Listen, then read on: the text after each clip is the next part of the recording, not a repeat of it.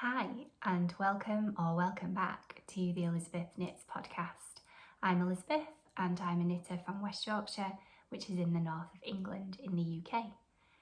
Today's video has been a long time coming, and it's going to be a catch-up of everything that I knitted, or more or less everything that I knitted, at least everything I can remember knitting, in 2022. I probably can't talk about 2022 without acknowledging that I put out a couple of podcasts in early 2022 and I haven't been back since. And that's because around that time we were moving house. We weren't totally sure on a date or when it would happen, and our house move took a lot longer than originally planned or expected. So we ended up with quite a lot of stuff in storage whilst we actually moved into our new house, we're in there now. So I'm filming from a different location. If you've watched before, then you'll probably have noticed that straight away. I'm also filming at night time, just because, in the evening, just because that's the only time I have available to me at the moment, and it was either do it now or do it not at all. So I'm really happy to be back. I'm really sorry for the radio silence over the last probably 7 or 8 months. But we are in our new home now, and we are settled enough to give me some headspace to do the lovely things like this again. So thank you if you're returning for bearing with me, and welcome if you are new. You are very welcome. This is a really friendly, welcoming corner of the internet with lots of other knitting podcasts and knitting podcasters involved as well. So, even though we moved in 2022, I didn't really actually stop knitting during that year. I probably haven't been as prolific as some people. I tend to knit on 1 or 2 objects at a time and try and make things that I'm going to use and wear, or gifts that I think are for people who will love them and treasure them. And I also knit quite a bit for my little boy as well, who will be 4 this week, so they're kind of toddler sized knits, and they last him a little while now that he's that little bit bigger. He's not growing as fast anymore. So without any further delay, I'm gonna launch into the things I knitted in 2022. If you are a returning viewer, you'll recognise the first few objects as things I've shared. I'm gonna go through those ones quite quickly because if you wanted to know more, I probably spoke about them in quite a lot more detail on the previous 2 podcasts. So my first finished object of 2022 in January time, I think, possibly February, was this. This is my Petite Knits weekend slipover. It was knitted in 2 strands held together, which was silk mohair and 100% wool yarn. I used this lovely Ainsworth and Prynne hand dyed silk mohair, which I bought from the lovely dyer at Yarndale, which is a local yarn festival, local-ish, an hour away from me, that takes place in, I think, twice a year, sometime around Easter and also in September. I've been for the last few years. Sometimes I've happened to be away when the dates are, but I do try and make it. And last time I was there, one of the lovely viewers came up to me and recognised me, and we had a lovely chat whilst we were having some lunch there. So this is first finished object of 2022, Petite Knits weekend slipover, knitted in Ainsworth and Prynne silk mohair, and Cascade 220 is the other yarn that I held double. I've since used up every scrap of what I had left of that, so I don't have any of it to show you, but I will put the details of all the patterns that I used and all the yarns that I used if they're still available, or if there's something that has been quite widely available at some point. I'll pop all of that in the description box below, so you can check them out as you go along if there are any patterns you'd like to knit. A couple of words on this pattern. It was a really lovely, gentle, quite speedy knit because it's knit on quite large needles. I think they're about a size UK 5mm, maybe even a 5.5. This fabric, as you can hopefully see, has worn really well, and throughout the video, because I've been wearing all of these objects and they're all in quite regular rotation in my wardrobe, I'm going to talk a little bit about how things have worn over time, as well as how much fun or how engaging they were to knit. So the weekend slipover was lovely, pretty straightforward knit. It's got these lovely underarm details which are part of the pattern. Petite knit patterns do really hold your hand. They have videos attached to them for any techniques that might be new to newer knitters as well, and it was pretty straightforward to do and gave a really neat, well finished off result. I've debobbled this perhaps once or twice. As I say, it gets worn quite a bit. There is a tiny bit of bobbling here, but I think because the silk mohair is really good quality and the Cascade 220 doesn't rub up too badly either, I've not had to do very much maintenance at all on that, and it is an outer layer for me. I am always cold, so I wear it over things but under my coat, so it does see quite a bit of use and it's worn really well so far. I'd highly recommend the yarn combination. I would highly recommend the pattern. If anybody's thinking of doing a slipover that's quite oversized, then it's a great one for that, and nice and straightforward too. The next finished object, I think this was just into 2022. At the end of 2021, over the Christmas holidays, I had COVID and I cast it on whilst I had COVID, and I think I finished it just into New Year as I was sort of in recovery, because I didn't have a lot of energy, so it took me a little while. This is, and I will try and put pictures of all these finished objects in as well with me actually wearing them, because I'm not going to keep swapping outfits, it would take forever. This is the Lily Kate Makes Be Thankful cardigan, which was very apt at the time of knitting. It is a drop shoulder, oversized cardigan, quite cropped in length. Obviously you could lengthen it if you wanted to, but the design is quite cropped and I knit it pretty much to pattern. I forgot to say with the Petite knit slipover, I knit a size small and that was oversized on me. As a bit of a guide, my bust measurement is about 35, 36 inches-ish. I don't measure very often, so that's just off the top of my head. This was also knit in a size small. Obviously each designer varies what they consider to be a small. I've got my cute and slightly rude Kylie and the Machine label in there as well, which there's a picture of on my Instagram if anybody wants a nosy at what it actually says. Don't want to offend anybody on here. This was knitted in yarn deep from my stash. I couldn't leave the house and it was the middle of the holidays. I was too poorly to leave the house anyway, so I just had to get out what I'd got, and what I happened to have was a couple of really big balls of decent weight wool blend Aran with these kind of paler neps.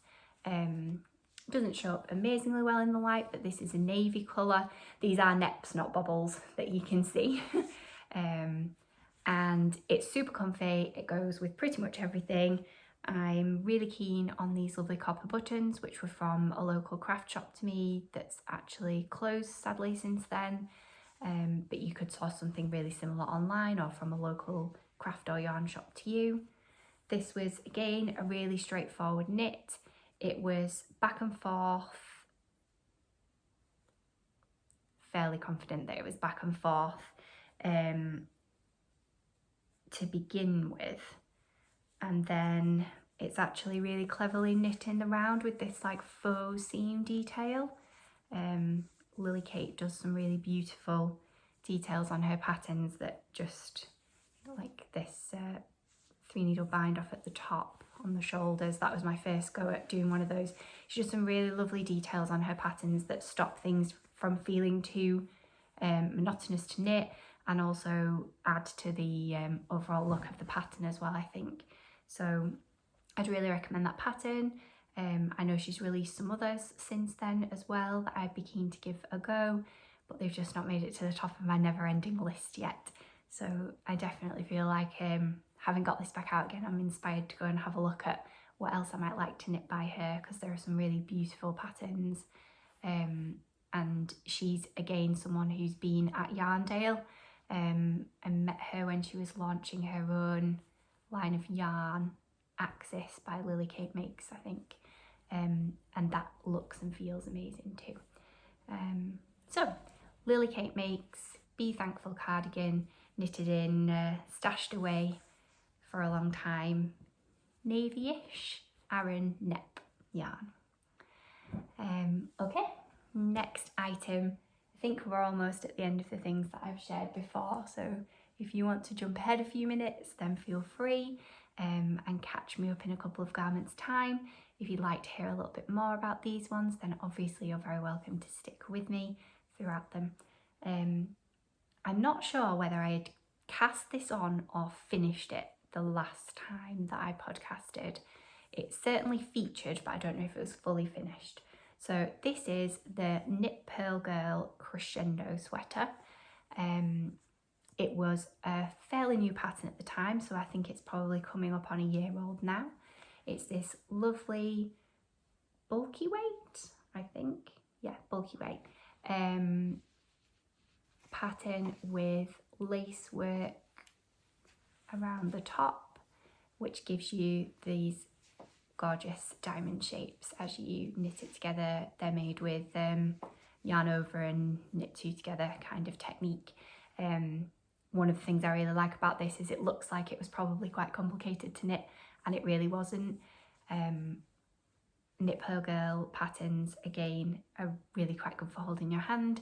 She's quite a good teacher of things, and I found it really straightforward to do and quite a quick knit as well. With it being bulky, it was on quite big needles, and I had, previous project was on probably size 4 or 4.5mm needles, so not tiny, but this seemed to just fly by because I think it was knit on 6mm needles, so you felt like you were really making progress with just a few rounds.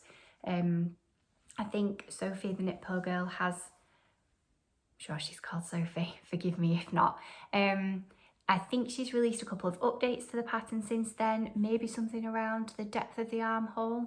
I did find the armholes quite deep. That doesn't bother me. I was going for quite an oversized boxy look with what I was doing. I knitted, I'm going to check my notes now because I can't remember if I knitted a small or a medium in this. I think I tried to err on the side of caution with getting the fit. I always check the finished garment measurements every single time because I really need to check them. I quite often come up between sizes, so I have to make a decision on how much positive ease I want, meaning how much extra fabric I want around my actual bust measurement. So I knitted this in a size B, which should have been a 95cm bust. I have a feeling that I switched needle size for the sleeves. I find that I knit a bit tighter when I'm on a shorter circular circumference, and because this is knit in the round, I think I started the sleeve and then thought actually I needed to size up my needle because my stitches were visibly just slightly smaller on the sleeve. That is just something that I'm aware of as a knitter myself. I don't think it applies for everybody, but I think it is quite common. So if you're sometimes finding that you're knitting a pattern and the sleeves feel or look like either the stitches are a tiny bit smaller or they feel a bit tight when you've started to try on, maybe try just going up one needle size or even half a size, because that can make quite a lot of difference over the full circumference of a sleeve if your stitch is just a tiny little bit smaller. I think sometimes some people, when they're knitting in small circumference, like strangle the yarn because they're trying to keep it on double pointed needles maybe. Other people will probably be looser because they're letting the needles slip around a bit more. I definitely find that I'm a bit tighter in small circumference than I am in the larger circumference, like the chest and body areas, torso areas. Absolutely loved knitting this. It was a pleasure. So thank you, Sophie. none of my stuff is sponsored. I speak very honestly and openly about patterns that I like. If you're seeing them as a finished object, it's probably because I liked the pattern and I was willing to finish it. I very rarely don't complete something, but I also very rarely seem to start something I won't enjoy. This was knitted in Kiddle Stitch Alpaca Merino, so an alpaca and merino blend, chunky weight, which again was from Deep Stash. I partly picked this sweater because I had exactly the right quantity of that yarn already, and I knew that I wanted to hold it double to get gauge, so I held it with the Rowan Alpaca Classic, which is this really lovely super soft halo. I don't find that alpaca or silk mohair bother me itch-wise at all. I do sometimes find that some more rustic yarns will bother me a little bit, or at least until they've been washed and worn a few times, but this is a really soft, drapey, lovely sweater, and it's had lots and lots of use with jeans and leggings and things throughout most seasons, because although we get a few really warm weeks here in the north of England, it's very rarely not sweater weather in my house. It's quite an old building, so there's quite a lot of drafts, so it can be light and bright, but still quite chilly in here. Okay, next item. I'm trying to whiz through the ones you'll have seen before. This is one of my most loved sweaters because it is so soft. I'd love to wear it more. A bit of me wishes I'd knitted it with sleeves, and I just really enjoy the colour combination. It took me quite a while standing in a yarn shop to decide exactly what combo I wanted for this, but this is the Caitlin Hunter of Boyland Knitworks Soldotna Crop. I did not make mine particularly cropped. Mine hits me just below where my jeans would come up to, so if I was wearing high-waisted jeans I'd have a few inches of overlap, so that if I stretch up you can't see my back or anything like that. These look so different every time I see one pop up on Instagram on the hashtag, or if I've seen anyone else knit one, or even been to a yarn show and seen people wearing them. Every single time they seem to look different, and I think there's just like an endless option for how many colours, where you change your colour work over, what your combination is. I've seen them done with like marled or speckled yarns, which add something else entirely, and I'm really relieved that I'm happy with mine because there are so many good ones out there. This was tagged in the February challenge last year because I think I finished it around February time, just about cast it off by the end of February, which is a challenge run by CC Knits the World and some of her friends. You can follow them on Instagram and you can find it at February. If you have a search around, you'll easily spot it. There are thousands of hashtags attached to it, thousands of photos, and it's a prompt a day through February. It's a very casual challenge. You don't have to join in every single day. You don't have to sign up to it and say that you'll do one a day or even one a week. You can dip in and out of it as you want. And this year I am going to do February. I've been aware of it for a couple of years. I've joined in dribs and drabs before, but this year I am going to read the prompts in advance, decide what I want to share, and try and share daily. If not daily, then at least a few times a week, as and when I can. I'm away for an annual holiday during February, mid-February, but I think if I give it some thought before I go, I can either take a couple of pictures and share them on the day, or because my knitting will be coming with me anyway, I can just share what I'm doing that day.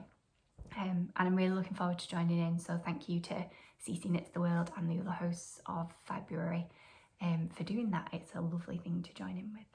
So my Caitlin Hunter Boyland Knitworks Soldotna Crop was knitted in this, which is a fairly local yarn to me, so it's Serdar Snuggly, I'm not sure if that'll be mirrored for you or not, DK, which comes in 50 gram balls, and I used, I think, 2 of the orange, possibly 1 of the denim colour. The orange was called pumpkin. The blue, sort of washed blue, is called denim, which is this one. And that's quite an accurate view of what it looks like. And the creamy colour is called rice pud, which I thought was really cute. Rice pudding's a dessert in lots of countries. Up here in the north of England, it's like a really super thick thing that you can cook in the oven or get in tins. It's a lot of people's childhood favourite, or they might remember it not so fondly from school dinners as well. And then I also use this mid-grey colourway as well. I didn't want something that was too much of a stark contrast as much as black and white, but I did want a high contrast colourwork for this, which is unusual for me because a lot of things I knit are one colour, or if colourwork, then less of a high contrast. But not always. I must have been in a colourwork kind of mood. So really lovely knit.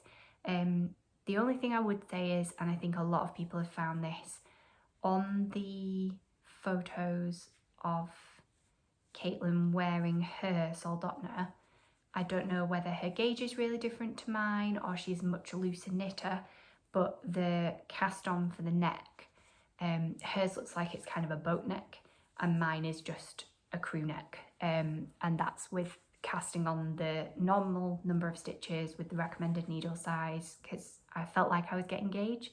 I don't know whether she blocked hers really heavily, or as I say, whether she's just a much looser knitter than I am, or whether I've done something wrong. But I have seen quite a lot of people comment that their neckline was like a crew neck rather than a boat neck, like the one on the picture.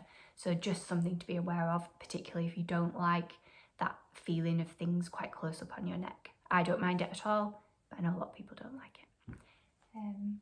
Okay, so now I think we're on to things that I've perhaps shared on Instagram but not shared on the podcast, because I think we're past when I had finished objects, at least for these. I did knit another few things in between, which I'm going to try and put some photos in, either at the end with a comment of what they were, or try and mention them in and amongst. I knitted my sister a baby blanket around March time for her new baby who arrived in June, and that was a Lion brand corner to corner baby blanket. Very simple, literally started as a cast on tab and added the stitches on so it grew diagonally.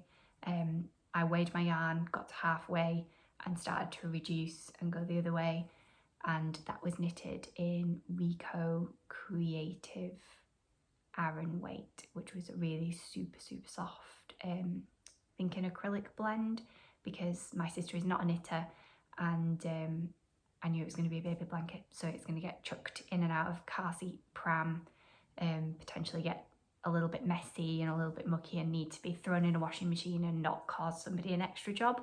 So that was knitted. Primarily I avoid acrylic, not because I've got an issue with it, but just because I like the feeling of wool better, or of more natural fibres better, but I think it's absolutely got its place. I'm not snobby about it. I use it for certain things that I think are going to be right for the job, when I want the properties. Speaking of which, this is an acrylic yarn that I use. This is really widely available in the US and the UK, and I'm sure in other parts of the world as well. This is knitted in Karen Simply Soft. This sweater is obviously far too small for me, and it's actually still quite big on my little boy. It's based very loosely on a drops pattern, which I think is called Little Missy, which is a pattern for a circular yoke colourwork sweater.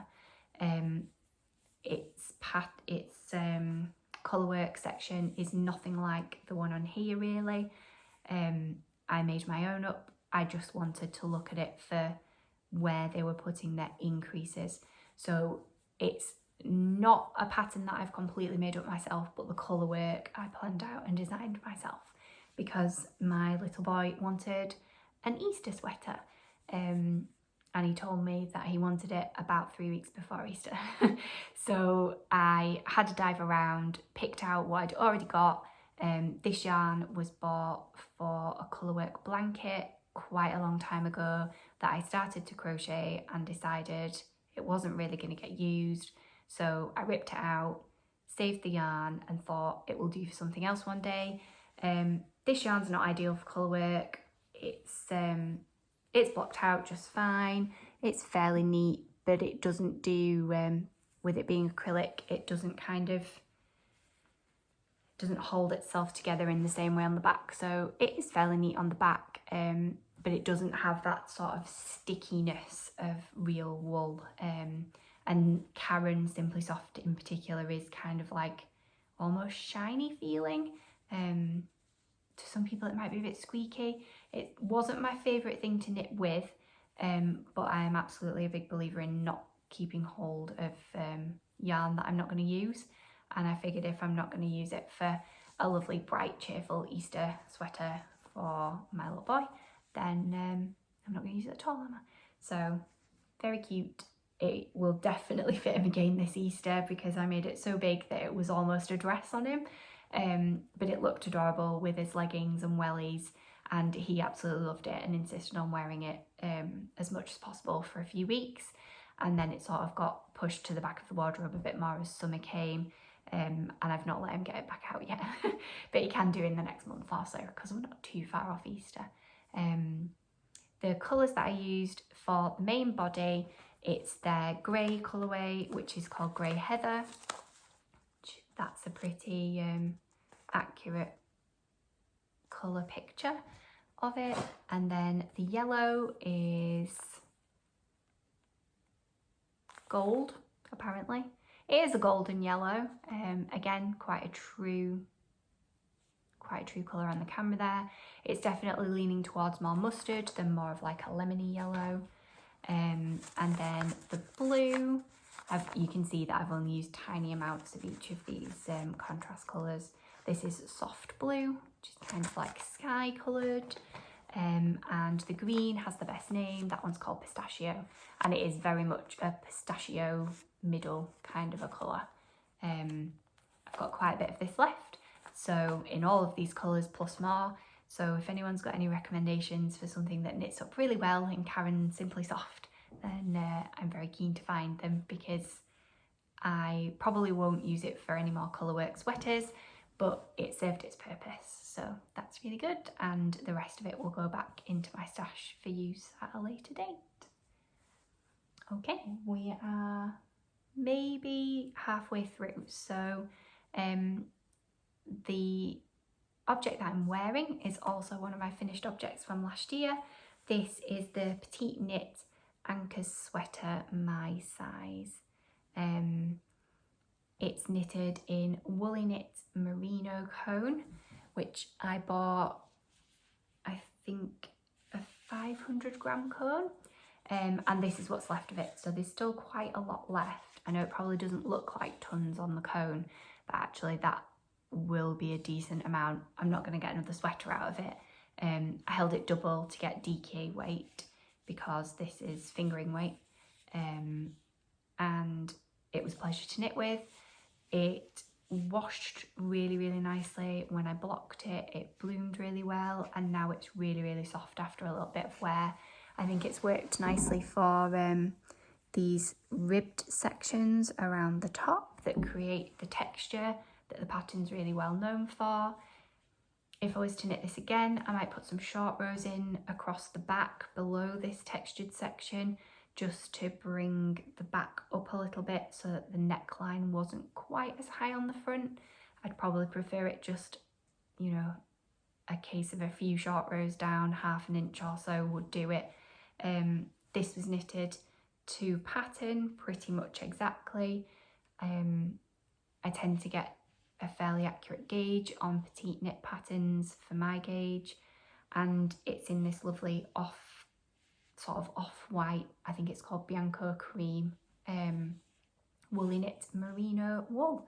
So it is really soft, really warm, a lovely layer. It goes well under things like dungarees, or it looks quite quite nice with jeans because of the off-white colour.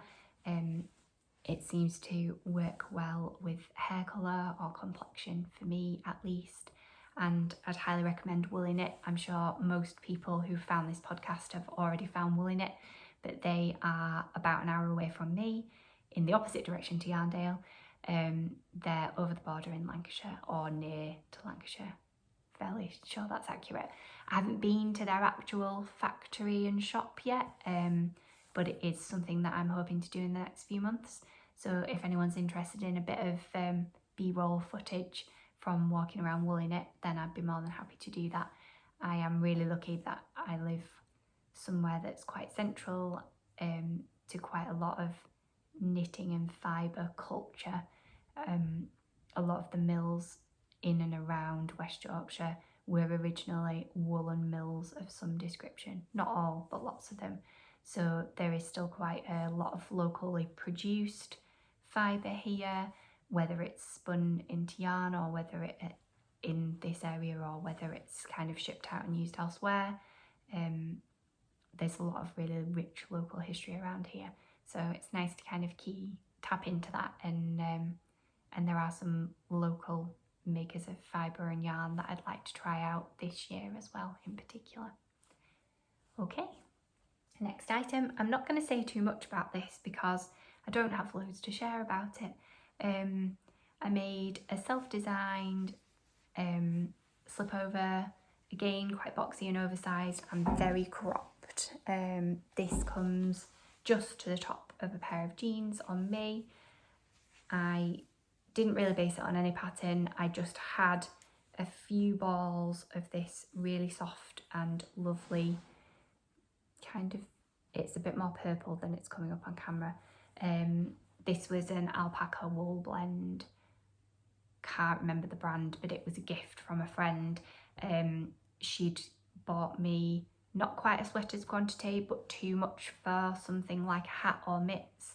And I didn't want to have too much of it left. So I did make a hat out of it, which I've gifted to another friend who has been enjoying wearing it.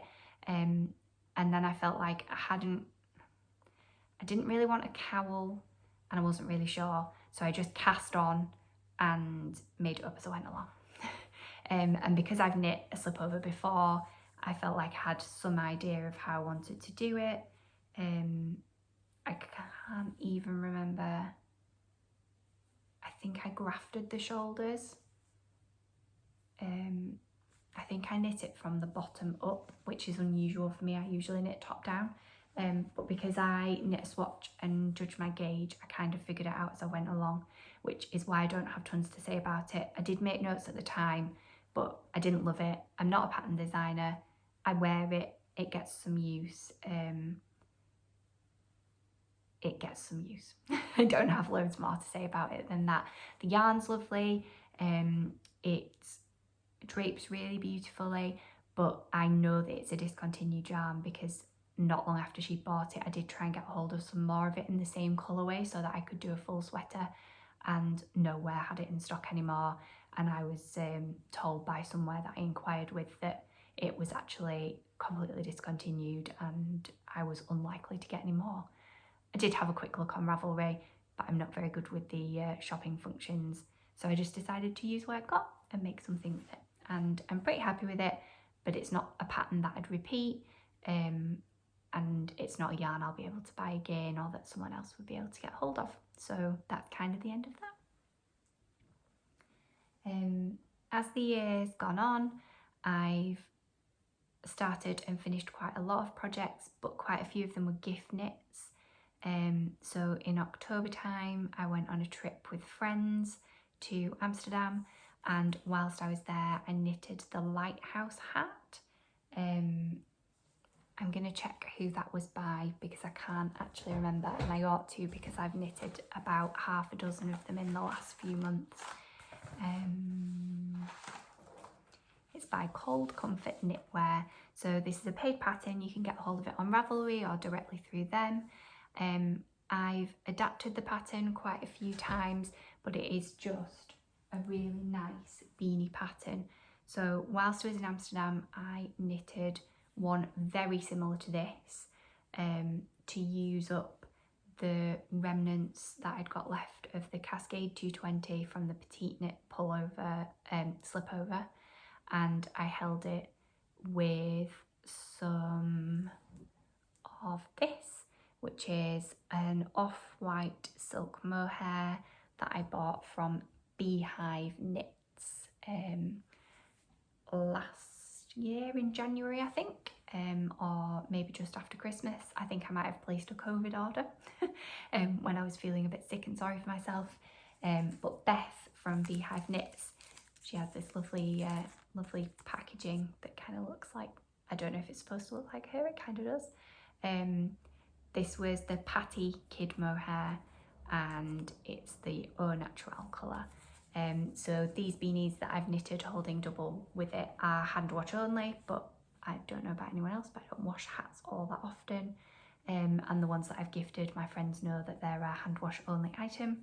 I really like this pattern because I think it's a good fit for me. It was really easy to adapt, so you could knit it a little bit longer and have it like with a bit more bulk at the back. You could knit it a bit shorter and have it a bit more close fitting. This one's a fairly close fitting one. It has really neat, tidy crown decreases that are easy to memorize and easy to knit. Yeah, it's just a really pleasant, straightforward pattern. I think I've knitted half a dozen of them in the last 4 or 5 months. So 3 grey ones because I went to Amsterdam with 2 friends just for the weekend. I did drag them into Stephen and Penelope, which is the Stephen West Knits yarn shop there, and it's gorgeous. There's a couple of photos on my Instagram of it, and it's actual heaven. And did buy some yarn there, which I'll share in my next video probably. It's sitting up there. It's looking at me. It needs to be knitted with. So I made, I made 3 of these, really similar, just using up what I'd got left of the Cascade. I knitted one, there was still some left. It was like the never-ending ball of yarn because there wasn't that much left on the skein when I wound it into a ball and shoved it in my bag to take on the plane with my really short circular attachable needles from Luca. They're great for travelling with because you can take them apart as well, so they don't look like anything more than a pencil in your bag, and they're not going to do anyone any harm. So I knitted one whilst I was there, and my friends saw me knitting it and were like, they're really nice. One of them's not normally a big fan of beanies, and she tried it on and declared that it was perfect.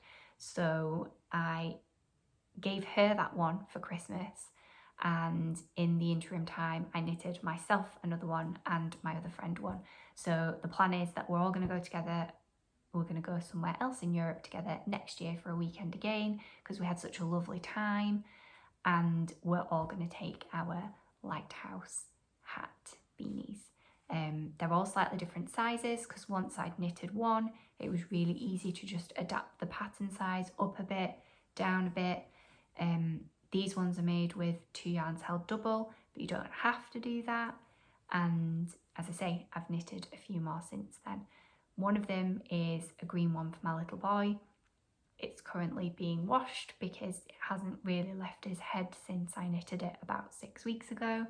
I keep just stealing it on an evening, washing it and putting it back. That one we've attached a pom-pom to, so I'll pop a picture in somewhere if I can figure out how to do that. And he absolutely adores it. He picked the yarns for it out of my stash because they don't take up very much yarn at all. You can get away with one for under a skein really easily. And he also picked the pom-pom out, which explains why it's so humongous, particularly on his teeny tiny head. But it does look really cute, and it gets a lot of comments when we're out and about because it's hand knitted. People love to see a small child in hand knits, apparently. So I'll put a picture in of the green one. And the only other one that I've still got that I haven't gifted away is this, which might actually be my favourite one. This is knitted with a single ball that was a lonely skein where I picked it up, and it was just so soft. It's baby alpaca DK, bought from somewhere not that far from me called Knitter's Paradise, and it was a lonely ball a long time ago that I picked up because I had to have it because it's this beautiful colour, which is pretty accurate. It's like a rusty colour, but then it's got, this was before I discovered wool in it, but it's got all of these like tiny bits of yellowish gold. It looks beautiful in the sunlight as well. It was really soft and I just love the colour. So I had to buy it, it had to come home with me, but then it did genuinely sit in my stash for maybe 2 years before I figured out that it was exactly the right amount for this hat. And I used up every last bit. I knitted the length of this one purely on the basis of trying to figure out how soon I needed. It was a good job I'd knit this pattern a few times by then, just on the basis of trying to figure out when I would need to start decreasing. I might have had to skip a round or two just to make sure that I got enough to pull it together at the top. But I really love a project where you've got no leftovers at all, or a project where you can use up leftovers from something else, and the lighthouse hat is really good for that. I've knitted quite a lot of beanies in the past, but this is my favourite at the moment. Really easy, really quick, memorised really easily as well. Really good travel knitting, waiting rooms, plane journeys, car journeys, because I can fit it in a teeny tiny bag. The skein, the needles, you don't really need anything else other than an embroidery needle right at the end, and double points if you can, or magic loop if that's not an option for you. So I'd really recommend it. It's by Cold Comfort Knitwear, and it probably doesn't look like much for a paid pattern. It's not a particularly expensive pattern though, and it's really nice to support designers. So, and different designers as well, not the same one every single time. So I do try and look around a bit for different options. Okay, so if I've missed any of the others, I can always pop a picture in, but either way the pattern's linked below, and I'll link the yarns that I've used. I think it would knit up pretty well in almost anything. I think you could figure out as you went along, which is always really nice to do. Okay, the next one was probably one of the longest things on and off my needles last year. This particular sweater is so comfortable and so drapey and so soft, but an unfortunate side effect of how soft and drapey and lovely it is that it has pilled quite badly in places, sort of under the arms, around the wrists. I have debobbled this a couple of times since I cast it off, and I do think eventually it will stop pilling, but we're not there yet. So this yarn and pattern combination were what was actually suggested in the pattern, because this is the Malwina sweater by Vert and Rose. This was cast on when the pattern was brand new, and knitted in Drops Nepal, which I think is 65% wool, 35% alpaca. As I said, I'm not sensitive to alpaca. It's in this lovely colour that kind of reminds me of the ocean. It doesn't have a fancy name with it being drops. It's colour 8905, really memorable. The pattern is gorgeous. I'm fairly sure that it was the designer's first release, which is mind-blowing when you think about how much work there is in it. There's this faux cable raglan increase, and then a really lovely chunky lace design around the sleeves. You can choose to do the sleeves a bit extra like I did, which I think is 3 repeats of the lacework pattern, or really extra, which gives you huge bishop style sleeves. That's 4 repeats of the pattern around. Both look lovely, but I knew running after a small child and doing, washing up and stuff, that I didn't want massive sleeves. So mine they're not straight down, they do puff out, particularly because you do quite a quick decrease around the wrist as well when you get to the end. They do puff out, but not as much as some of them. I love it. It's so comfy. It's so soft. It's so warm. It was on my needles a long time, and that's not because it was even a slow knit, but I'm not very quick when it comes to lace work type knitting or cables and lace, which I think some of these count as cables, or they might be faux cables. And I did the terrible thing of putting it down for a while and not being 100% sure where I was at with it. So I was following it through, I was highlighting the rows in the pattern as I knit them, but I still somehow managed to get myself a bit in a muddle with where I was on which sleeve. I knit the sleeves, I want to say the word is concurrently, so I did them at the same time, not two at a time on the same needle, but I knitted like one section and then went to the other sleeve and knitted that section, and then went back to the first one and knitted the next section, so that I could keep it in my head a little bit better. That worked for me, but it probably wasn't the most efficient way. I did really enjoy knitting it. I'm really proud of how neat these came out, and it looks lovely on.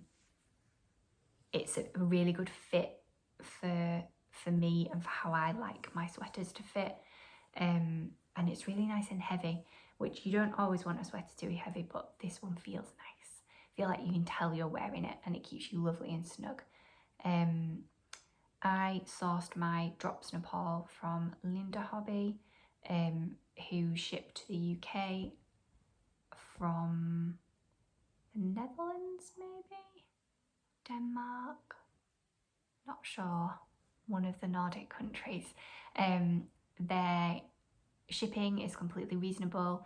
It's a little bit more affordable. Drops is really quite affordable here, but I can't always get it in the colours I want, and I don't have any local yarn shops that stock it, bizarrely.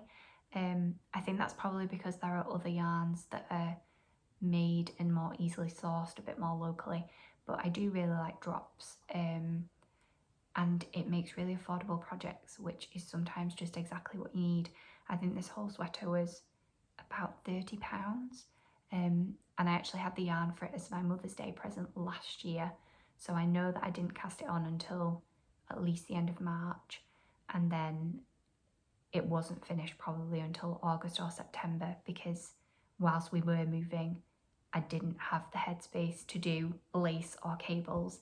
I needed to do plain knitting, and easy things that were going to get finished. I think in and amongst there I did knit a pair of socks, but I am not totally sure. I think I might have knit them as a gift, or maybe for my little boy. Okay, final sweater. I've just realised that I've managed to talk about my finished objects for 45 minutes. There aren't very many more to talk about, and as I say, at the end I'll pop in a few pictures if I can figure out how to do that. If you are still with me, thank you so much. The next podcast will be a bit more of a regular format, but I didn't want to miss out on the opportunity to share some of these things with you, because I always really enjoy seeing what other people have made and knowing what yarn they've used. It really helps me with substitutions if I can't get a hold of the yarn, or if I think it's maybe a little bit pricey, which is sometimes the case, or if it's just not a yarn that I want to use. Sometimes things just don't agree with us, or we just don't want to, and that's fine as well. It's the nice thing about being a knitter, you can choose what you want.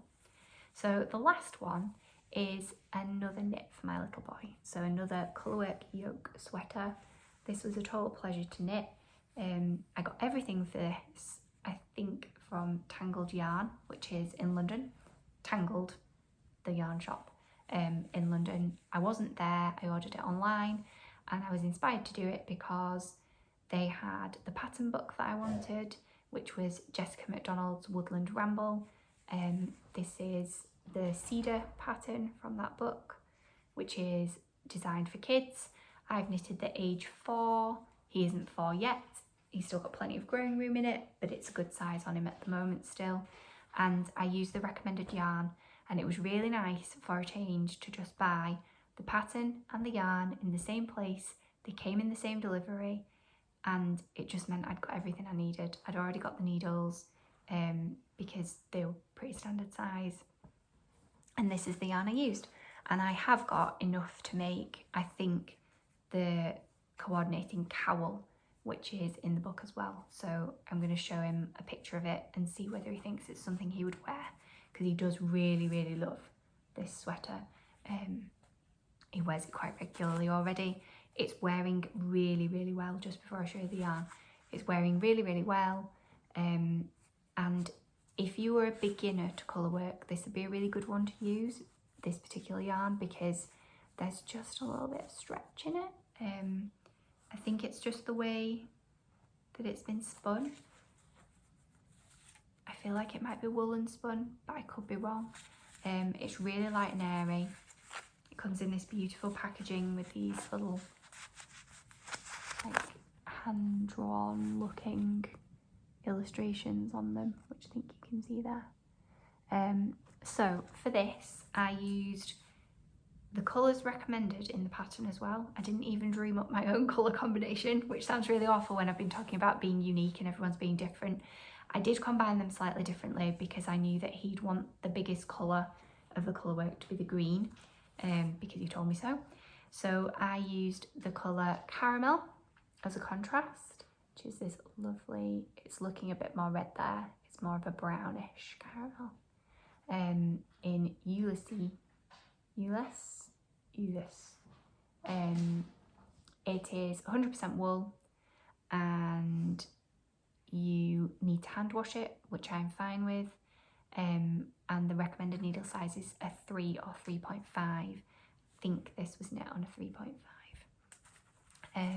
It's got quite a nice loose feel to it.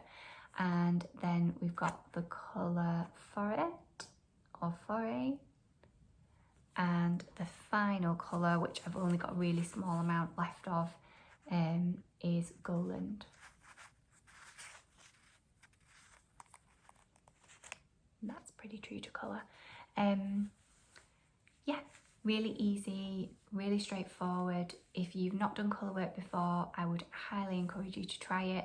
I knit two-handed colour work, so I knit mostly continental style. I don't tend to purl continental style. I haven't really quite got the hang of that.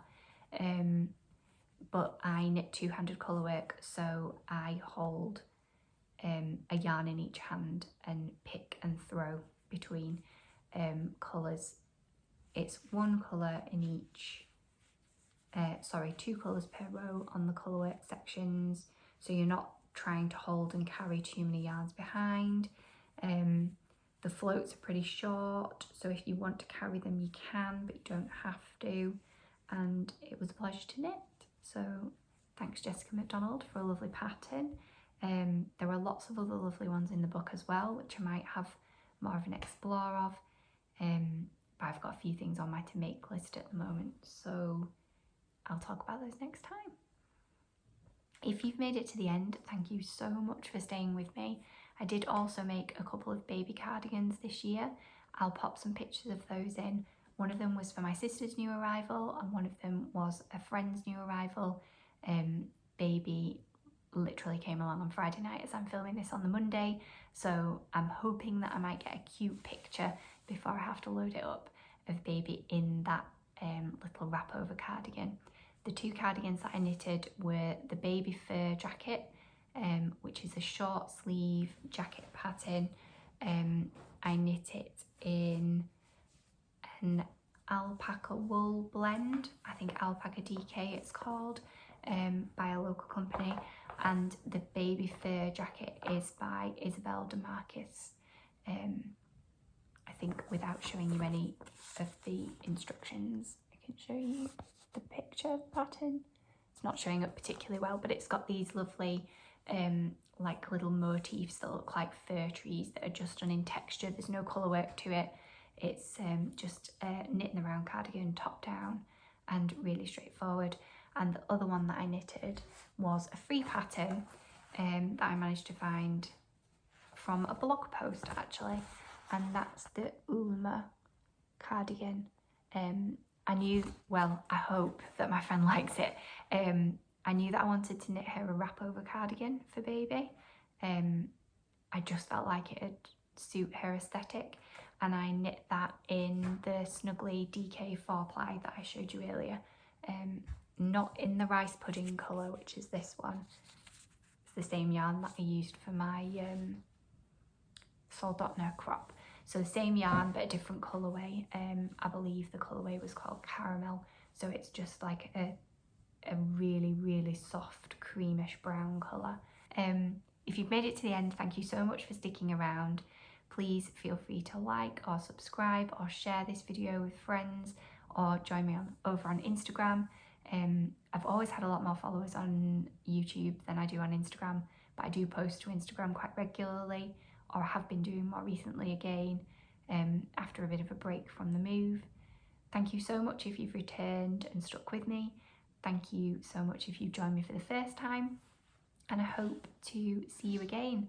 If there is something you'd like me to speak about in an upcoming podcast, or if you've got any questions about any of the things I've done a whistle-stop tour of today, please just comment. I do try really hard to respond to everything, and if you don't get an immediate response, then please don't worry, I do see them, and I'll like or heart the comments or drop a comment back to people whenever I possibly can.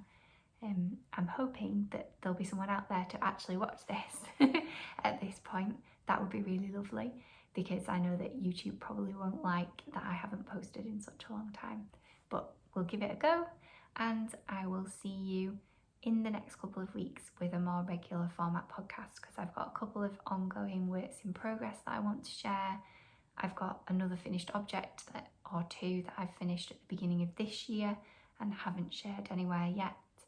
And I've got some knitting plans and some very exciting knitting acquisitions to share as well. So I hope to see you all soon. I hope you're all well and safe, and enjoy your knitting. Happy knitting, everyone!